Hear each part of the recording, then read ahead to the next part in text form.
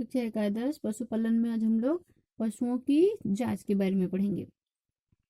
सबसे पहले जो है वो इसकी कुछ प्रस्तावना के बारे में देख लेते हैं, उसमें क्या क्या होती है। सामान्यतः जो मानव जीवन है उसको पशुओं के बिना जो है वो उसको अधूरा समझा जाता है, लेकिन जो पशु के कुछ लक्षण और गुण दोष का ज्ञान होना भी उसके लिए आवश्यक होता है। अगर हम लोग को किसी पशु के उसकी विभिन्न गुण के बारे में, विभिन्न दोषों के बारे में अगर जानकारी है तो इस आधार पर हम लोग जो है उसको कम खर्च में भी अधिक लाभ कमा सकते हैं। जो गाय और जो बैल होते हैं,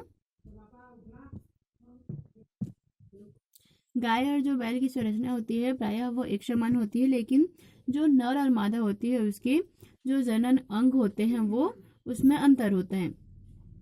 इसीलिए जो है वो पशुओं के समुचित विवरण, उसके चयन, क्रय विक्रय आदि का जानकारी होकर के हम लोग लाभ प्राप्त कर सकते हैं। जो सामान्यतः जो पशुपालन में जो उसका मूल्यांकन जो है वो सदैव महत्वपूर्ण होता है, लेकिन जो प्रत्येक जो पशुपालक होता है वह इसकी महत्ता से भली भांति परिचित है। मतलब किस तरह से इससे लाभ होता है, किस तरह से हानि होता है, वह पशुपालक ही है बता सकता है। लेकिन जो पशुपालक होता है जब दूध के लिए किसी पशु को या फिर गाय के पशु कोई भी पशु होता है उसको जब दूध के लिए खरीदता है तो उसके मन में जो है वो बहुत सारे सवाल होते हैं, जैसे कि मुझे किस जाति के पशु को रखना चाहिए, उसकी उत्पादन क्षमता किस तरह से होगी। इसीलिए जो इन सभी इसके सवालों के उत्तर के लिए जो लेखा जोखा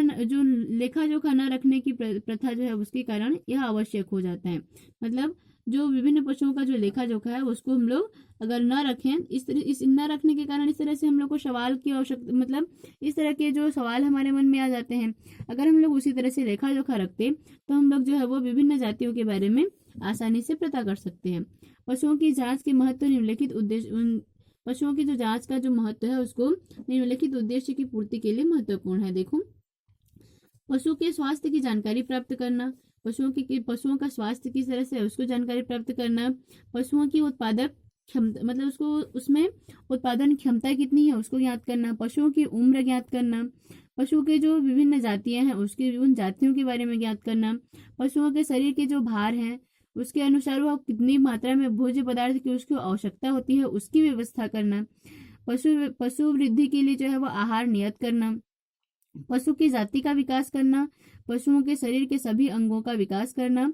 जो पशु के जो विभिन्न अंग हैं उन सारे अंगों का विकास करना, शरीर के जो स्वास्थ्य है उसके बारे में देखना, पशुओं के विकास की जो है वो उसकी प्रगति करना। अब देखो, प्रजनन के लिए जो पशु आहार है उसको नियत करना, पशु जो है वो उसको सुंदर, उसके जो विभिन्न अंग हैं उसको सुंदर और सुडौल बनाने उसको होने चाहिए, उस ओर ध्यान देना, पशुओं की उत्पादन क्षमता जो है उसको वृद्धि करना, उसको जो है वो सर्विस के लिए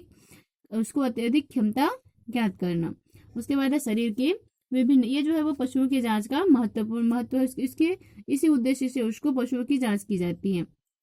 उसके बाद है गाय के बाह्य अंग,